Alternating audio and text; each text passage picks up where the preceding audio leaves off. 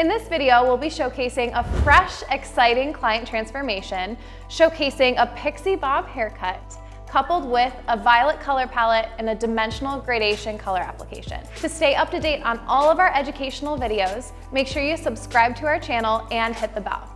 Before we get started, to learn more about Kenra Color, click the link in the description below. First, we'll start with our consultation.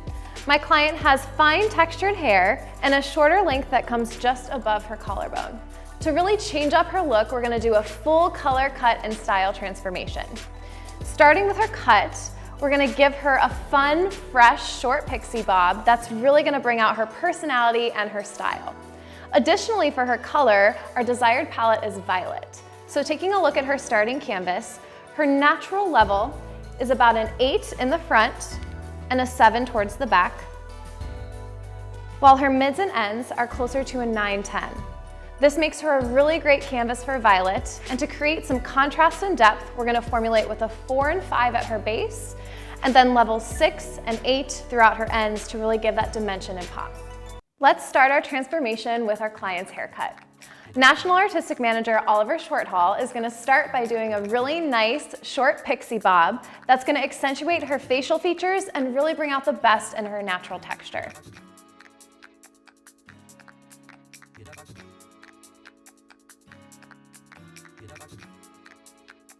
The haircut is setting up our canvas for color to ensure that there's a ton of movement and that each accent throughout the color will really stand out.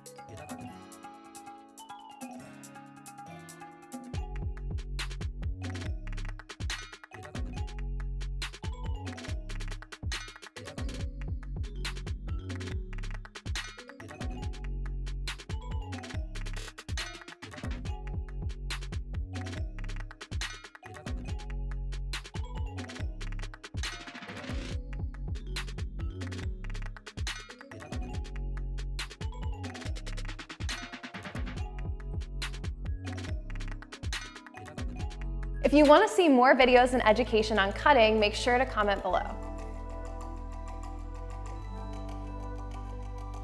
Now that we've finished this amazing haircut, we're ready to formulate and apply color.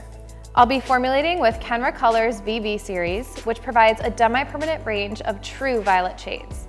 This gives my clients the opportunity to have a wearable yet vibrant violet end result. For my client, I'll be using all 3 of our VV series shades. Formula 1 is 4 VV mixed 1:2 with 9 volume. Formula 2 is 4 VV plus 6 VV mixed 1:2 with 9 volume. Formula 3 is 6 VV mixed 1:2 with 9 volume. And Formula 4 is 8 VV mixed 1:2 with 9 volume. All of our VV shades are demi-permanent, making them a fantastic deposit tool for someone who has previously lightened hair. Additionally, our demi-permanent shades do not contain ammonia, which will help maintain the integrity of the hair and offer a healthy, high shine end result. To start my dimensional gradation, I'm gonna work in 3 main areas on the head and section the hair on damp hair. The first area is gonna be in the bottom nape portion of the head where you'll see the most depth. Then we're gonna have softer depth towards the parietal ridge of her head. And throughout the top, I'm gonna create a teardrop section with a point working off of where she parts her hair, where we'll have some intense, vibrant accenting. This section is going to be rounder towards the back to really complement the cut and the natural shape of my client's head. To begin my application, I'll start in the back nape section of the head. What I really want to take a look at to complement the cut best is where the progression of length changes, and there is a slight disconnect from this nape area to where this top section starts. So that's where I'm going to start with my base formula, which is the deepest formula, our 4 VV. A pro tip anytime you're applying color to a fine-haired client's hairline is to make sure you're being very gentle to just feather in that color. Because this is vellus hair and it is a little bit more fragile and fine, it doesn't need to be oversaturated. So to avoid unintentional staining, just make sure you're really technical and light in this area. To continue my gradation, now I'm going to work in the next section, applying my second base color, which is equal parts 4VV with 6VV. A pro tip anytime you're applying a base color for a color melt on shorter hair is to make sure you apply very little to the base, leaving you plenty of room to create your melt or gradation. As I'm working my base through this entire section, one thing I like to make sure to do is take the end of my tint brush and work it through these ends, just continuing to make sure that all of these are nice and clean so that there's no bleeding and no unwanted color on these lighter ends where I want my lighter accents. Now that I've completed the base application in this second section, one thing I want to point out is that I've totally left out her hairline here. So rather than basing this with my deeper formula, I am going to use a lighter formula because the hair is so fine and it is a little bit vellus. My next formula I'm going to use is our 6VV, which will melt and gradiate from this 5VV that we've intermixed and created. A pro tip anytime you're color melting on finer textured hair is to work in larger subsections. And additionally, I'm going to use triangles. This is really going to help me make sure that everything's evenly saturated, and additionally help me work really cleanly to make sure these ends are all saturated properly with the right formula. Before I begin my color application of my second accent, I do like to comb through this base tone just to bring it down a little bit. This is really going to help create that progression and that soft transition from one color to another. Anytime you're melting, it's a really good idea to over-emulsify colors together. So I do like to take my fingers and really work these two colors through to create that perfect gradient. A pro tip to ensure optimal blending and a really seamless transition from one color to another is when working in triangles, check all three surfaces, including the underneath. So I really like to lift and over-direct my subsection, working each color into one another, just to make sure everything's perfectly blended and evenly saturated. For this overall end result, our target is to really create a softer gradient. If you're looking to create a higher contrast gradient, that's where your application may not be worked through quite as much. But anytime you're encouraging softness, you really want to make sure to work through that color as much as possible to encourage the transitions to be really seamless. On fine hair particularly, when you're melting one color into another, it's a little bit easier for the transitions to get lost. So to make sure that we're maintaining a nice gradient, just keep everything really clean. Anytime you're working with a demi-permanent color, especially in this way, it's important to remember to maintain a consistent moisture level. Just like when we're cutting hair, moisture level can totally change the end result, especially with color. So make sure that you're staying consistent so that the end result is fluid. Now we're ready to move on to this top teardrop section. And just like I did in the below sections, I'm going to start by applying my base. At the base here, we're using our 5VV, which we intermixed 4 and 6 to create. And just like below, I'm going to make sure I'm really focusing on creating a little bit of a shallow base so that I have plenty of space to create that progression. Keep in mind on this top teardrop section, we're really incorporating some of our lighter accents. So here it's super important to keep everything clean and make sure there's not any unwanted bleeding. I like to really just recommend to take your time working through this section and focus on keeping each independent subsection really clean. As we progress towards the front hairline, remember that we're going to leave that area for last because the hair is vellus and very fine.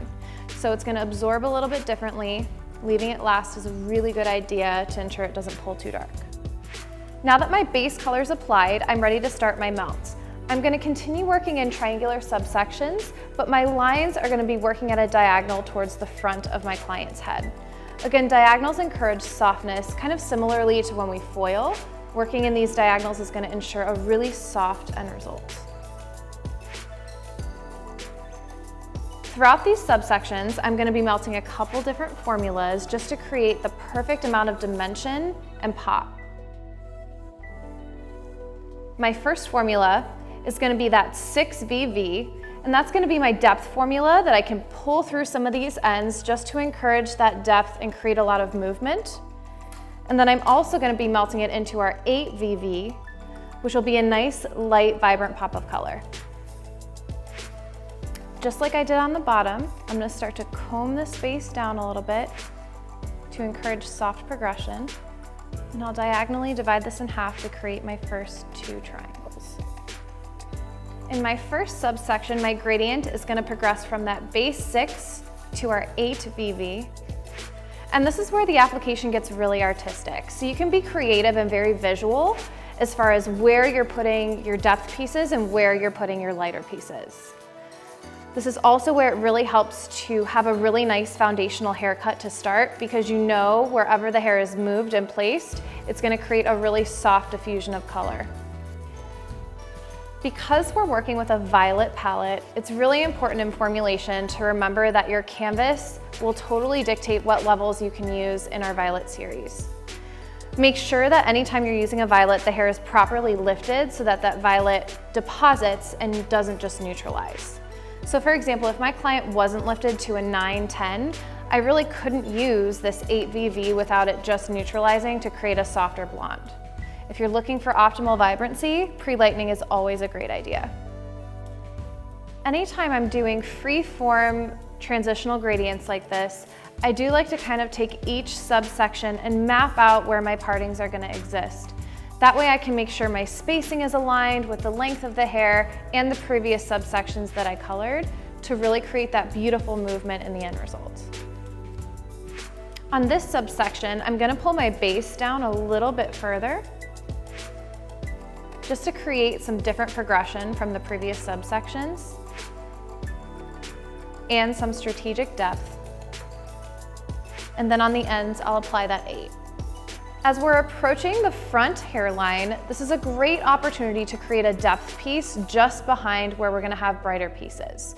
So what I'm gonna do is actually create the 3 formula progression going from the 5, the 6 to the 8.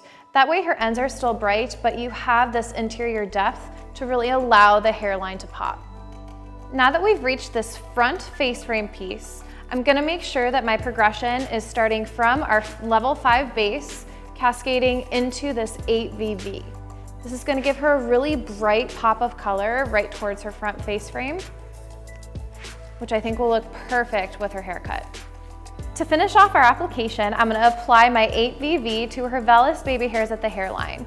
A pro tip I like to speak to is always use a clean brush when you're working at the hairline, just to ensure there's minimal staining at the scalp, especially towards her face, and to keep your application really clean.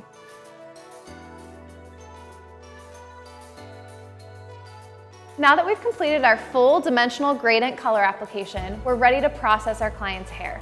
If you need a reminder of how long Kenra Color Demi-Permanent processes, just open your Kenra Color voice assistant. Alexa, open Kenra Color.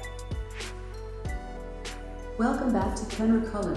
You can ask for advice on mixing ratios and processing times, or I can help you with color conversions. Which would you like this time? Processing time. Are you after processing times for permanent or demi-permanent? Demi-permanent. Kenra Color Demi-Permanent Color will need up to 25 minutes processing time. Is there anything else you'd like help with? No, that's it. Okay, thanks for using Kenra Color. Goodbye. Here's our finished end result from our fun, exciting client transformation. You can see this haircut really brings out her facial features and her fun personality, and the color complements the foundation. If you love this video and you want to see more, make sure you subscribe to our channel. And if you have any ideas on additional education offerings and videos you'd like to see, make sure you mention it in the comments below.